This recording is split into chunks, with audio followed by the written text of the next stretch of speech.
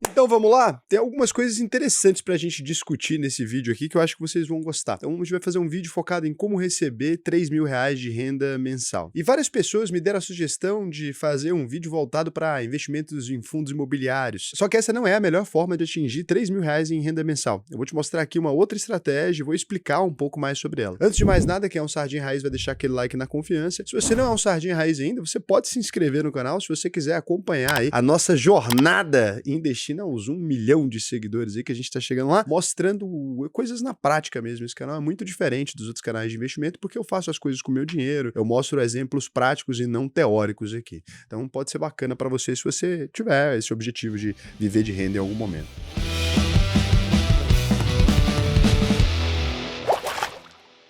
Quando a gente fala de investimento em fundos imobiliários, eles ganharam no Brasil uma relevância muito grande nos últimos anos, principalmente pela característica deles de distribuir uma renda mensalmente. Então, os fundos imobiliários eles foram criados recentemente e eles foram feitos ao gosto do freguês. O que é isso? O brasileiro, normalmente, ele separa as contas dele por mês. Então, todos os meses vence a água, vence a energia, vence a internet, vence o aluguel, alguma coisa nesse gênero. A pessoa que investia ali em CDB, ou investia em tesouro direto, ou investia em ações, ela não tinha essa recorrência do recebimento dos dividendos. Então ela podia passar 3 meses sem receber, 6 meses sem receber. Ela tinha que montar uma operação muito mais complexa para poder conseguir fazer esse recebimento mensal ali. Muitas vezes usando ações de banco e outras coisas do tipo. Além disso, o investimento em ações ele é um pouco mais complicado para a maior parte das pessoas. Por quê? Porque uma ação de uma empresa de saneamento é muito diferente de uma ação de uma empresa de energia elétrica, que é muito diferente de uma ação de uma empresa de tecnologia. Quando você ia fazer o investimento ali, você precisava estudar muito profundamente cada característica daquela empresa para conseguir fazer esse investimento. Agora, de imóvel, né, todo brasileiro já entende um pouquinho. Quando eles lançaram, então, os fundos imobiliários e falou, olha, esse fundo imobiliário é dono desse prédio que tem essas salas alugadas para essas empresas, as pessoas tinham muito mais facilidade em colocar dinheiro ali. Até mesmo um público que já tinha passado ali, muitas vezes, dos 60 anos e que tinha um amplo poder aquisitivo, mas que tinha muito medo do mercado financeiro. O que aconteceu? Os fundos imobiliários viralizaram aí, começaram a surgir vários novos fundos imobiliários, as pessoas começam a alocar capital ali, tem participação, então, em um ou mais prédios ali e alugam-se aqueles prédios e você recebe rendimentos. É claro que a partir disso surgiram, né, os FIINFRAs, FIAGROS, aí surgiram também os fundos de papel, que na verdade só emprestam dinheiro, e foi surgindo uma infinidade de fundos para aproveitar também das características tributárias, né, já que os fundos imobiliários você não paga imposto de renda, a não ser que você venda as suas cotas. Interessantíssimo o insumo e realmente uma excelente forma de você rentabilizar o seu patrimônio. Eu mesmo recebo aí, em média, todo mês, ó, R$5.616 aí em fundos imobiliários com a carteira que eu criei aqui no canal, começando em 2019. Se você assistir os vídeos anteriores aí, você vai ver o compondo dessa carteira, quais fundos especificamente estão aí dentro. E para você ver aqui que é uma verdade, eu vou abrir aqui a conta na corretora, vou passar rapidamente pelos fundos, mas a soma que vai dar aí é R$5.600. Então aqui, ó, só tô somando os rendimentos aí de pagamento de rendimento de ALZR11, aí R$322, XPML11, só tem um pouquinho de cota, né, 90 centavos aqui, SNFF tem pouquinha cota também, R$6, mas aí você tem uns mais robustos aqui. Pagamento de rendimento MCCI 11, né, aí R$1.365, o XPPR 11, R$175, BCFF 11, R$343, Juro 11, R$1, que eu só tenho um pouquinho de cota dele lá, KNRI 11, R$1.201, HGLG 11, R$905,30, VISC 11, R$746, KNCA 11, R$1,15. Aí você vai vendo aí que tem diversos fundos imobiliários na minha carteira que me dão uma boa rentabilidade com um volume de capital até baixo investido, né? Muito mais rentável que comprar um imóvel físico, por exemplo, que vai remunerar você em torno de 0,5%, se você compra um apartamento e coloca para aluguel. O imóvel físico ele pode também ficar desocupado, muitas vezes você vai ter que pagar o condomínio dele e ainda deixar de receber o aluguel, então não tem essa mesma estabilidade e não permite a mesma diversificação. Um fundo imobiliário só pode ter muitas vezes centenas de imóveis ali, né? Ou milhares de salas comerciais, é possível. Quando você olha aí, você consegue perceber esses fatores que fizeram os fundos imobiliários serem tão populares. Beleza, agora isso aqui você já sabe. O que eu quero te propor então aqui e que é um raciocínio que talvez a gente tenha que fazer de maneira diferente. Então, se você quiser fazer essa conta aí de quanto você precisa, você só vai ter que fazer o seguinte, olha, você vai pegar aqui o valor que você quer receber de dividendos, por exemplo, 3 mil que eu coloquei no título desse vídeo, e você divide por essa taxa de 0,8%. Você precisaria ter aí R$375 mil investidos para conseguir atingir esses R$3.000 de renda. Agora, na hora que você já estiver vivendo de renda, na hora que você já quiser transformar esse ativo em renda, investir os R$375 mil em fundos imobiliários seria maravilhoso. Mas e até chegar nesse valor? Será que faria sentido você alocar o seu dinheiro já diretamente em fundos imobiliários? E se a gente for observar na prática, a verdade é que não, né? Os fundos imobiliários, eles têm uma valorização muito menor, por exemplo, que é a das ações. Mesmo que o investimento em ações não estejam ali te rendendo no começo essa mesma rentabilidade, o dividend yield das empresas de modo geral, né, não de todas, é menor do que o dos fundos imobiliários. Se você alocar o seu capital em ações, né, uma parte maior em ações ali, ao longo dos anos, a chance é que você veja uma maior valorização de cotas e que você acabe ali recebendo mais dividendos no futuro. Então, só para a gente ter uma ideia disso, eu vou separar aqui algumas cotas de fundos imobiliários que a gente colocou na nossa carteira do canal, né? Várias delas estão aí há menos de 2 anos, outras há 3 anos, outras até um pouquinho mais de tempo, e a gente vai ver qual foi a valorização dela, quanto a gente teve de lucro com cada uma delas nesse período observado, e depois a gente vai comparar com algumas ações que a gente teve aqui. E aí você vai conseguir entender essa diferença na prática e não nessa teoria. E depois eu vou explicar o porquê que esse fenômeno acontece. Então, quando a gente olha aqui, por exemplo, BTLG11, por mais que eu tenha comprado ali por R$ 101,92, né, ele está valendo hoje R$ 105,79, eu ainda obtive um bom lucro, né, considerando os rendimentos, etc. Eu obtive um lucro aí de R$ 22.720 em BTLG11, principalmente devido aos rendimentos mensais aí que ele distribui. Quando a gente vai pagar GLG11, também teve uma valorização na cota, né? O valor investido aí de 115.000 a 601, hoje em dia a gente tem 116.543, ou seja, ainda teve um ganho de valorização também, né? O preço médio que a gente tem aí nele é de R$ 165,14, ele se valorizou pouco, está em R$ 166,49,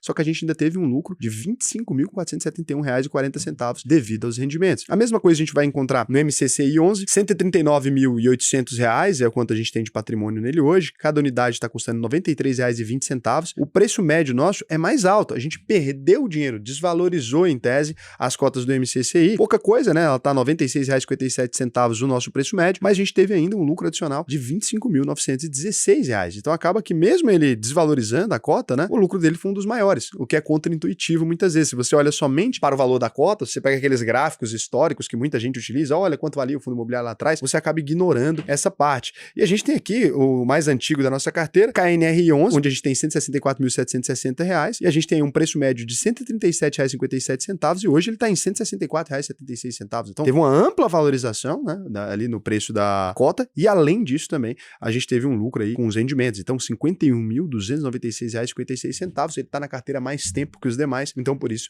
ele teve essa boa rentabilidade. Aí você pensa, mas olha a grana, olha a porrada que isso aqui deu. Ok, só que quando a gente vai para as ações, olha a quantidade de dinheiro que tem nelas, olha o tanto que é muito menos dinheiro e olha o tanto que o lucro muitas vezes é bem maior. Então a gente pega aqui, Santos Brasil Participações, R$ 48.268,80, só que olha o lucro, R$ 23.604,53, né? A cota ali, o preço médio era R$ 6,85, está em R$ 11,52. Dá para dizer que praticamente dobrou nesse período ali. Então, quando você olha, foi uma valorização muito expressiva. A mesma coisa, BBSE 3, R$ 60.334,80, um lucro de R$ 28.210,89. Quase metade do valor que a gente tem ali veio da própria valorização ou da própria rentabilidade dessa ação e que distribuiu também muitos proventos interessantíssimos no período. Hoje em dia, cada ação está custando R$ 32,88, a gente pagou R$ 23,72, né? É muito diferente o ganho que a gente teve ali com ela, considerando principalmente essa valorização e depois esse lucro que ela deu. Raul, por que aqui o valor investido e o valor atualizado não está incluindo o lucro? Porque muitas vezes eu posso pegar os dividendos que aquela ação distribuiu e comprar outro ativo. Não necessariamente eu preciso comprar o mesmo ativo sempre, o que faria eu ter uma posição ainda maior nela. Então é importante pensar nisso. Eu sempre faço um rebalanceamento pegando ali as ações que mais caíram e que estão dentro ainda dos parâmetros que eu considero e a gente vai comprando elas. É claro que para isso a gente faz uma avaliação de risco dessas ações, cria-se uma nota, eu já expliquei isso aqui, não vou entrar nesse critério para não afetar aqui o vídeo, que senão ficaria muito extenso e falando de coisas que não tem nada a ver. Quando a gente vai para a VEG, por exemplo, extremamente interessante, distribuiu pouquíssimos dividendos, mas olha só, R$ 87.446 é o valor que a gente tem nela hoje, a unidade está a R$ 38,02, o nosso preço médio está em R$ 22,89. A gente chegou a comprar muito abaixo disso aqui no canal, só que eu continuei comprando ações da VEG mesmo quando ela foi subindo. Lucro de R$ 38.335,65. MDIA 3 aqui também é a mesma coisa, R$ 68.833, a gente tem lucro de R$ 26.328,61, né? A unidade então da ação hoje está R$ 40,49, a gente pagou R$ 25,96. E isso faz pouquíssimo tempo, né? Essa nem é uma ação que está há muito tempo aqui no canal. E é claro que você pode dizer assim, Raul, mas isso você está considerando ações que se valorizaram muito, né, nesse período e que tiveram um amplo crescimento. E não só. Vamos pegar, por exemplo, Itaúsa. Qualquer pessoa que analisar a cotação de Itaúsa mais recentemente pode dizer, cara, Itaúsa não sai do lugar há muito tempo, né? E a gente tem ações da Itaúsa aqui desde 2019. 19. Olha que interessante, ela praticamente não saiu do lugar mesmo, porque a gente comprou muito quando ela foi caindo. Meu preço médio era até maior do que o que é agora, né? Então, quando a gente olha, Itaúsa, hoje, eu tenho um patrimônio nela de R$ 157.910,60. Então, cada unidade dela hoje está custando R$ 10,70, cada ação. Quando você olha o preço médio que eu tô nela, a R$ 10,47. Você poderia dizer que eu não tive um ganho expressivo. Centavos, né? Considerando esse tanto de anos que se passaram, ter ganhado centavos. Só que quando você vai olhar o lucro, R$ 60.057,74, então, no período de lucro aí, com o Itaúsa, que não foi uma grande posição da carteira, considerando o tempo que ela está aqui e o quanto ela teve problemas nesse período, teve mudanças ali, os bancos estão passando realmente por mudanças muito expressivas. Agora, uma ação que entrou aí não tem nem 6 meses, você consegue ver aqui um resultado assustador também. Sabesp, valor atualizado R$ 130.594, cada ação hoje está custando R$ 76,82, a gente pagou nela R$ 58,17 com a expectativa de privatização, e hoje ela já representa um lucro aí de R$ 31.705. Então você vê que, por mais que você tenha fundos imobiliários interessantíssimos, e vários dessa carteira aqui são fundos imobiliários com boa distribuição, fundos imobiliários estáveis, né? A gente consegue perceber que a nossa carteira de ações, ela se sobressai, ela performa melhor. E isso tem a ver com um fenômeno simples de entender. Quando a gente está falando ali que as empresas têm sede, né? Elas alugam especificamente de fundos imobiliários. Várias dessas empresas aqui alugam galpões de logística, alugam ali uma laje corporativa muitas vezes na Avenida Faria Lima, em outro endereço do Brasil. Tem lojas em shopping, tem aqui ações da Vivara, etc. Todas elas tiveram um bom desempenho, elas alugam essas lojas. Se o aluguel, né, fosse reajustar acima do que essas empresas têm de crescimento ou da capacidade delas de geração de valor, ao longo dos anos elas não conseguiriam mais pagar o aluguel, né? Então o mercado imobiliário, ele não vai crescer nunca mais do que a economia das empresas. É claro, de uma boa seleção de empresas e de uma boa seleção de fundos imobiliários. Os dois tipos de ativos, eles são interessantíssimos. Você vai se beneficiar de investir em fundos imobiliários e vai se beneficiar de investir em ações. Eu não quero aqui defender que você deva ter só um tipo deles em carteira. E principalmente você deveria ter ações em outros países ainda, que eu poderia falar aqui por mais horas sobre isso. Mas a grande questão é que se você está na fase ainda de acumulação, quanto maior for o peso da sua carteira de ações ali no seu patrimônio, mais interessante é para o prazo, né? Menos tempo, teoricamente, você levaria para atingir os seus objetivos. E lá na frente, não significa que você não possa começar a pegar esses dividendos ou esse lucro que foi obtido aqui, que você viu que foi interessantíssimo, e começar a alocar mais em fundos imobiliários, depois fazer vendas dentro do limite de isenção para você não pagar muito imposto e começar a transferir. Agora, não deixa de ter ações na sua carteira por esse medo, né? De falar, o mercado imobiliário é mais seguro. Cara, nada é mais seguro que empresas lucrativas, né? Em setores perenes e pouco endividadas por longo prazo. Nada supera essa combinação aí, que é uma das mais poderosas de todas. E se você quiser aprender a fazer uma boa carteira de investimentos, como a que eu fiz aqui, o que eu vou te indicar é que você abra aí agora alvp.com.br, clica no botão Faça a sua análise de perfil aqui, você vai me contar um pouco de como está a sua vida financeira, me conta ali, olha, é isso que eu tenho feito, tarará, quais são os seus objetivos, suas estratégias, e algum dos nossos especialistas aqui vai te chamar no WhatsApp. Você sendo aprovado nessa primeira fase aqui, você vai entrar para a maior escola de investimentos do Brasil. Já ensinei aí mais de 16 mil pessoas a investir e tem um compromisso que só o VP tem. Se você não aprender a investir depois de concluir a UVP, eu devolvo 100% do seu dinheiro, é meu compromisso público. E você pode saber que isso é verdade, abrindo o Reclame Aqui, você vai reparar que não tem nenhuma reclamação. Se eu fizesse esse compromisso aqui e falar, eu devolvo o dinheiro e não devolvesse, caso a pessoa pedisse, ela vinha aqui e fazia uma reclamação sobre mim, né? Então a gente sempre tem um suporte muito qualificado que atende as pessoas, e se a pessoa pedir o dinheiro de volta, a gente deixa ela ir embora na maior tranquilidade. Eu não quero o dinheiro daquela pessoa que eu não ajudei, que eu não consegui realmente fazer diferença na vida dela. Combinado? Então pode ir lá, é minha palavra que eu tô dando aqui para vocês, e você consegue conferir que ela é verdade abrindo o site do Reclame Aqui, que é um site que a gente não controla. Ninguém tem como controlar o que aparece aqui no Reclame Aqui, a gente é verificado, pode ver que é realmente a nossa empresa. Agora eu vou verificar se teve algum comentário interessante aí nos últimos vídeos, né? Uma pergunta, se você quiser deixar a sua pergunta também, você pode deixar aqui. Lembrando, se você for inscrito e fizer a pergunta, a gente responde. Se não tiver esse selinho aqui, ó, falando que você é inscrito, a gente não responde não, porque aqui para mim aparece se você é inscrito ou não. Tem gente fazendo pergunta e não é inscrito, você acredita, Vandinho? A gente quase chegando a 1 milhão, o pessoal não escreve. O pessoal atrapalhando aí, olha, colabora com a gente para você crescer, ganhar mais conteúdo legal também, então é muito interessante. O Rubem Belém, há 1 hora, ele falou, pergunta sincera para extrair informação descaradamente. Se você tiver zero conhecimento sobre Bitcoin, teria 50% de chance de ter acertado essa previsão em 2022. Quais fatores te aproximam mais dos 80, 90% de chance de acertar que iria subir? É Porque aqui, especificamente, olha, você tem essa publicação que eu fiz, eu mostro que, especificamente em novembro de 2022, que foi o fundo do Bitcoin, né? Depois ali do valor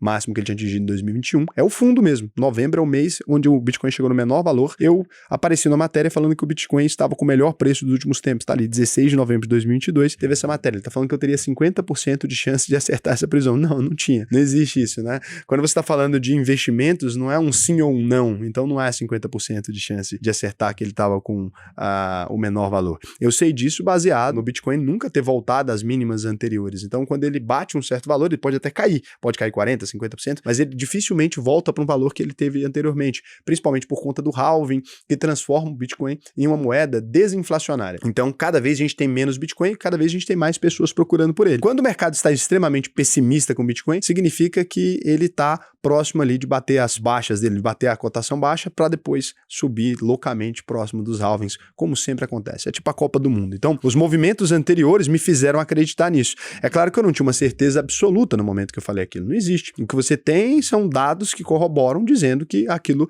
voltaria a acontecer da mesma maneira, porque o ativo não mudou, as regras sobre ele não mudaram, nada mudou. A única coisa que tinha mudado tinha sido o sentimento de mercado. Não é como se fosse uma empresa que não tinha dívida nenhuma e de repente tem uma dívida 10 vezes maior do que tinha anteriormente. Isso não significaria que ela voltaria ao patamar que ela já foi. Agora o Bitcoin não tinha mudado nada. Inclusive, quem não sabe o que é halving, tem vídeo lá no canal de criptomoedas, hein? Tem mesmo, tá aqui em cima. Você pode assistir o Investidor Sardinha Cripto, que é o Eduardo que apresenta, é um excelente especialista aí em criptomoedas que a gente colocou aqui para tratar mais sobre esse assunto com vocês. Tiago Farias 1484, tá falando do vídeo aposentar aos 30 anos. Digamos que hoje minha meta fosse uma renda de 14 mil por mês para me aposentar e ter o meu estilo de vida. Fiz o cálculo dos aportes e levaria 10 anos para conseguir essa renda. Porém, em 10 anos, usando uma taxa de inflação de 4%, pode ter o poder de compra do que seriam hoje 14 mil. Eu precisaria de um pouco mais de 20 mil. Então, para ter o mesmo estilo de vida de 14 mil em 10 anos, eu teria que ter uma renda de 20 mil? Sim, é por isso que quando eu ensino a fazer esse cálculo aqui, eu faço esse cálculo com a rentabilidade de 8%. Se você pensar bem, não faria sentido nenhum investir para receber 8% de rentabilidade. O próprio Tesouro Selic hoje paga 11,25%. O que eu estou fazendo é já descontar a inflação. Então, se você desconta ela 2 vezes, que foi o que você fez no cálculo, aí você teria um problema. Quando eu digo que você vai ter 14 mil, eu não estou dizendo que você vai ter realmente 14 mil. Você vai ter 14 mil corrigidos pela inflação. Pode ser que lá na frente você tenha 20 mil de renda mensal e não os 14. Então, esse vídeo já considera esse questionamento seu, que é excelente, Thiago. Você está corretíssimo de ter esse tipo de dúvida, porque de fato a inflação existe. Beijo para vocês e até amanhã.